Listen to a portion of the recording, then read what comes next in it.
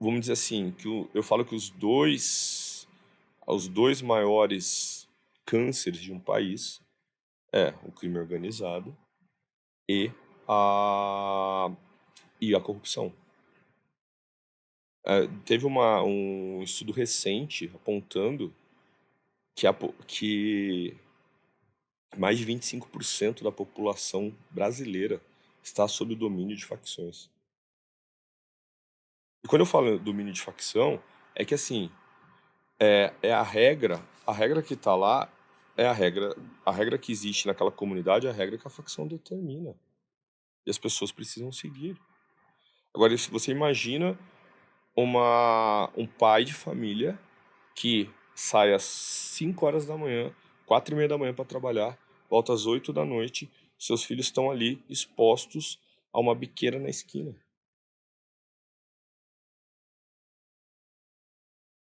É o Estado perdendo terreno para o crime organizado. E como combater isso, cara, agora? É muito difícil, né? Ah, combater com o GAECO combate, a polícia combate, só que parece as penas para o crime de tráfico são pequenas, para associação ao tráfico a pena para associação ao tráfico é pequena. Então, endurecer as penas, endurecer a progressão, os benefícios, o aí o estado em si, quando eu digo estado, o município, a União, fazerem uma, né, fazerem uma política voltada para aquela região, não só de tirar, mas também daí uma política de ressocialização, dar maiores olhos, maiores oportunidades para aquela população, disponibilizar, por exemplo, mais, desde unidades de saúde, quadras, praças para diversão daquelas pessoas, para entretenimento, dá toda uma estrutura que qualquer cidadão merece.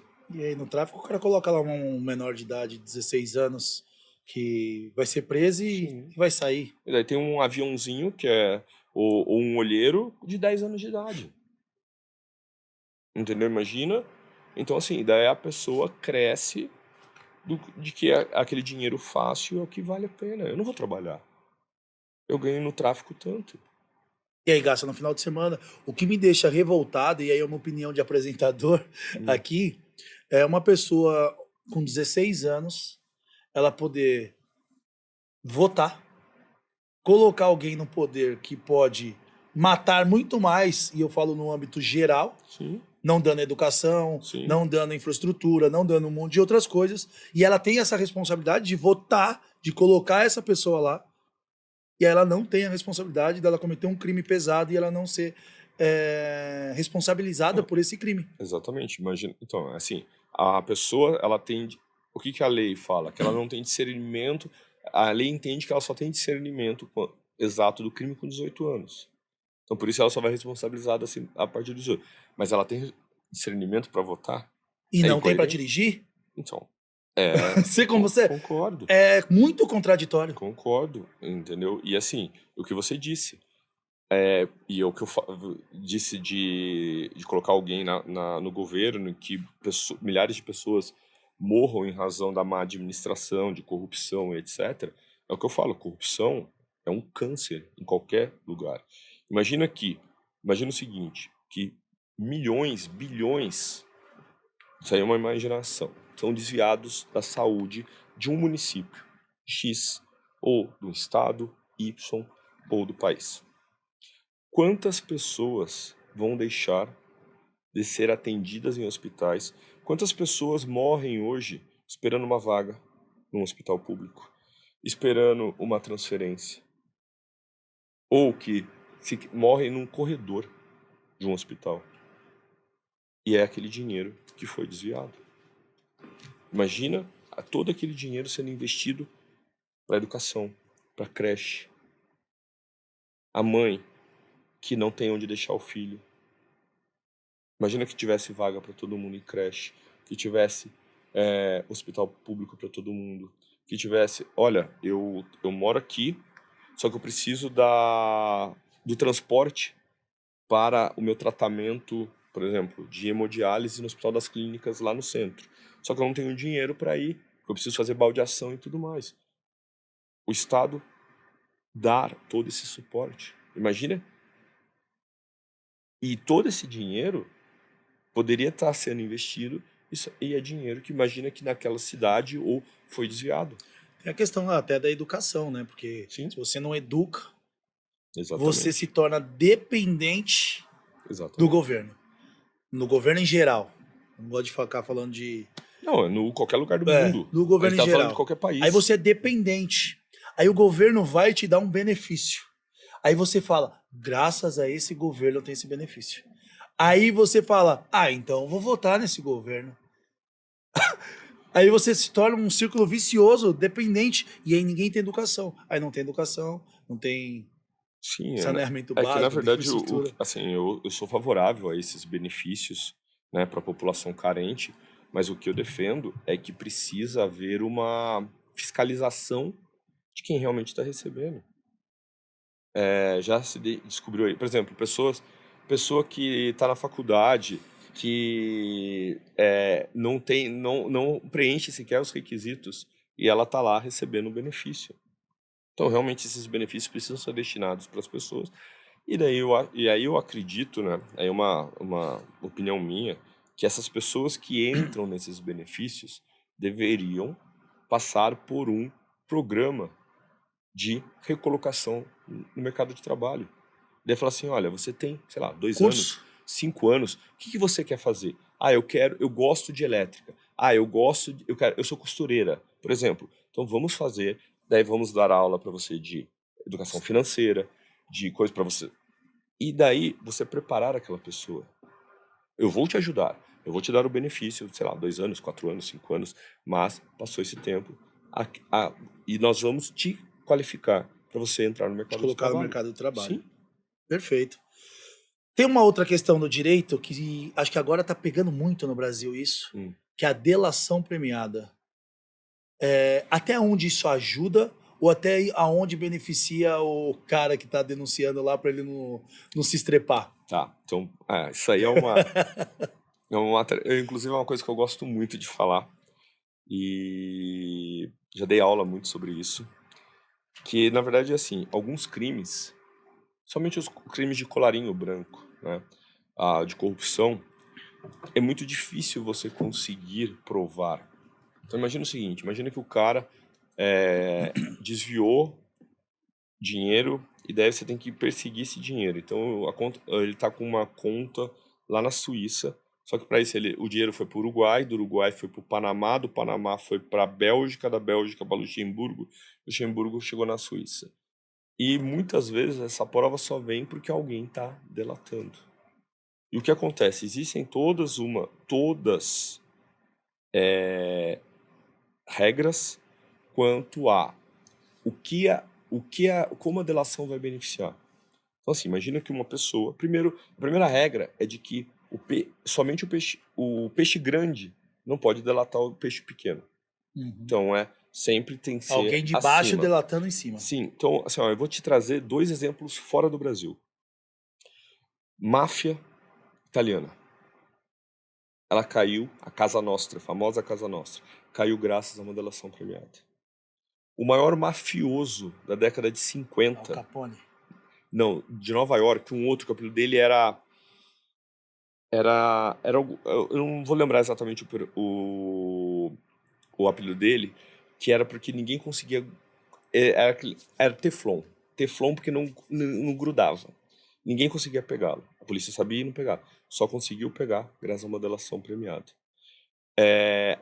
Todo o sistema de corrupção da Itália na década de 90, que é a Operação Mãos Limpas, né, a Operação Manipulite, que assemelha muito ao que teve a Lava Jato aqui no Brasil, essa Operação Mãos Limpas começou com uma delação premiada. Então imagina que uma delação premiada faz com que aquele país, vou dar um exemplo, consiga recuperar 5 bilhões de reais, de dólares, de euros. Quanto vale aquela delação?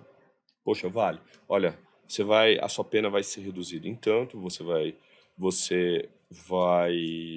ter isso ou vai ter aquilo de benefício. Tudo isso é negociado e precisa passar por uma homologação judicial. O juiz vai pegar aquele contrato, que é um contrato com o delator, feito com, obviamente, a presença do advogado dele, e é feito aquele contrato e é submetido para o juiz homologar. O juiz vai ver as condições e vai falar: vale, não vale, ah não, você está dando pouco benefício, eu entendo que deve ser mais, ou vice-versa. Mas o juiz ele não pode determinar, ele só fala assim: discordo, acho que está desproporcional e eu não homologo, entendeu? Mas O promotor, ele tem esse poder? o promotor é o que faz as negociações. A polícia também pode fazer.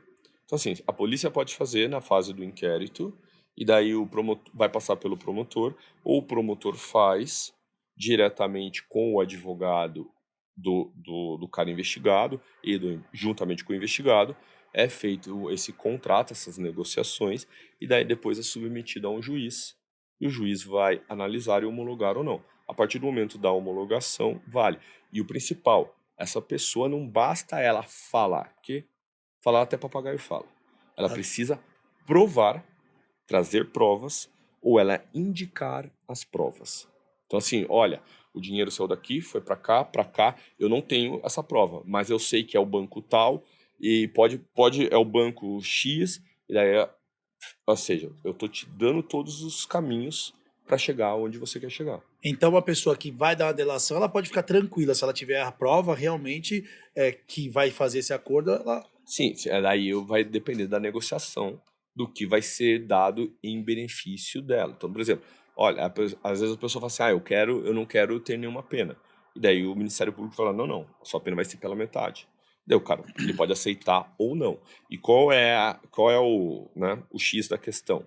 É que essas negociações, se elas não avançam, aquilo que esse delator contou, não pode ser usado.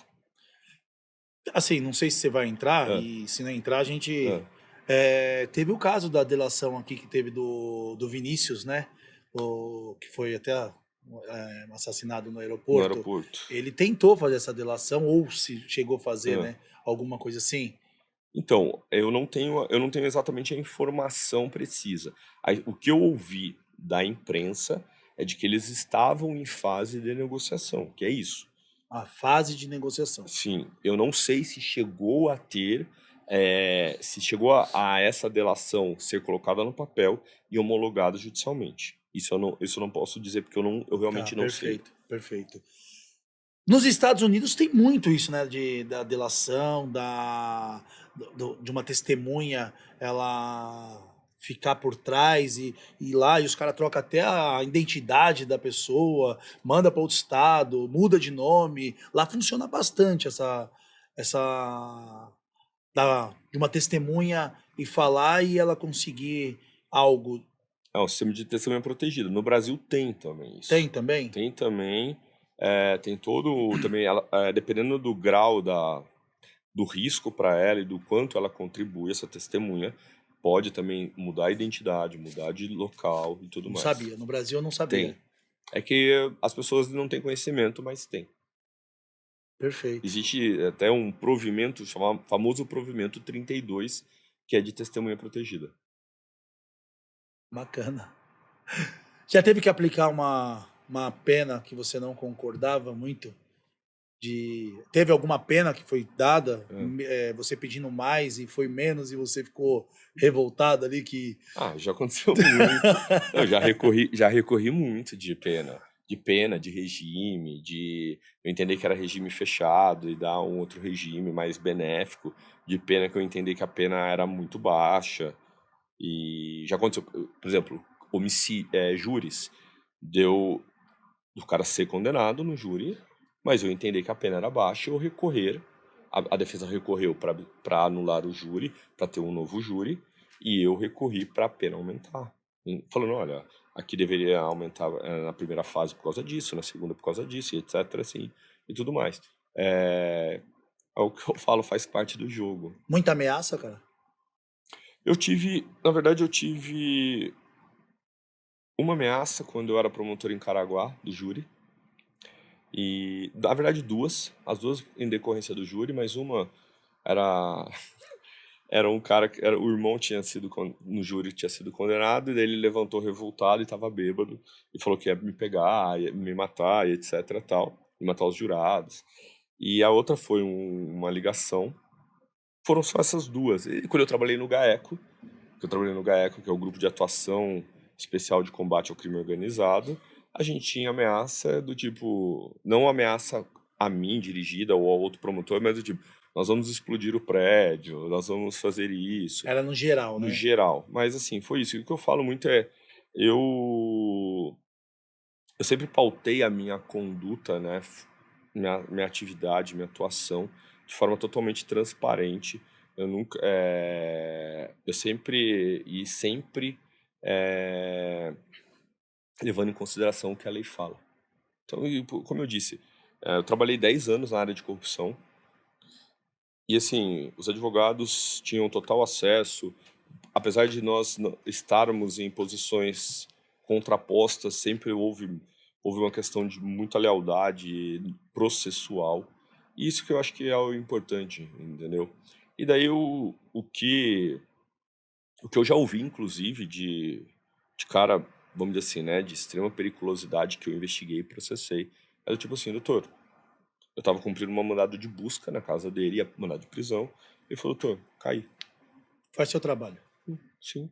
Porque ele sabe que se não sou eu, vai ser o B, o C, o D. Estou fazendo o trabalho. Meu trabalho é esse. É diferente de, ele está inventando provas contra mim. Aí, entendeu? Não é, eu estou fazendo meu trabalho. A prova está aqui.